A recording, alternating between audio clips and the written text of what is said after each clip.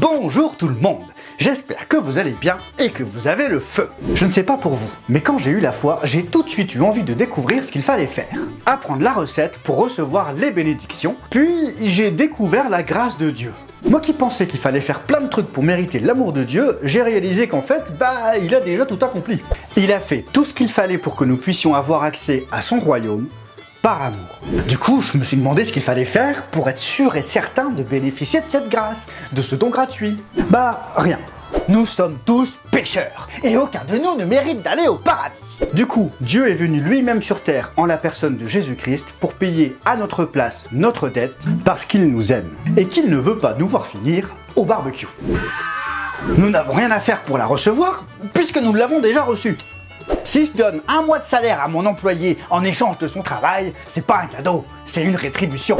Mais si je lui donne son mois de salaire en échange de rien du tout, là, c'est un cadeau. Et je ne lui demande pas de me rembourser parce que ça me fait plaisir de lui faire plaisir. Jésus nous dira, il y a plus de joie à donner qu'à recevoir. Parfois, un enfant te tend un magnifique gribouillis qu'il a fait avec tout son amour. Même si son dessin est parfaitement inutile pour que tu continues à l'aimer, son intention te fait plaisir. Il te remercie à sa manière pour tout ce que tu lui donnes chaque jour, pour qui tu es à ses yeux. Et Dieu c'est pareil, nous bénéficions chaque jour de la grâce qu'il nous a donnée gratuitement. Pour le remercier, on peut lui faire des gribouillis, mais il y a peut-être plus utile selon les circonstances. Alors qu'il y avait une foule de plus de 5000 personnes qui entouraient Jésus et ses disciples, un petit enfant avait 5 pains et 2 poissons. Il les a donnés à Jésus.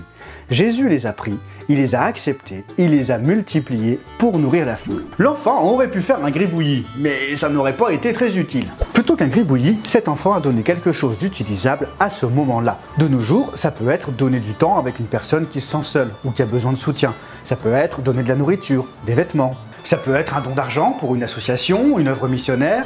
Ça peut être tellement de choses. En ce moment, Phare FM organise le radiodon. Donc si tu veux, tu peux aider cette super radio. L'important, c'est de se rappeler qu'en Christ, nous avons accès au royaume de Dieu par sa grâce. Et pour le remercier, il y a plein de manières de le faire. Le tout est d'avoir une réelle conviction dans ton cœur. Christ ne nous a pas envoyé le Saint-Esprit pour que nous le remboursions, mais pour nous enseigner, nous conduire sur le meilleur des chemins, nous guider pour que des personnes qui ne le connaissent pas encore puissent s'approcher de lui. Soyez bénis!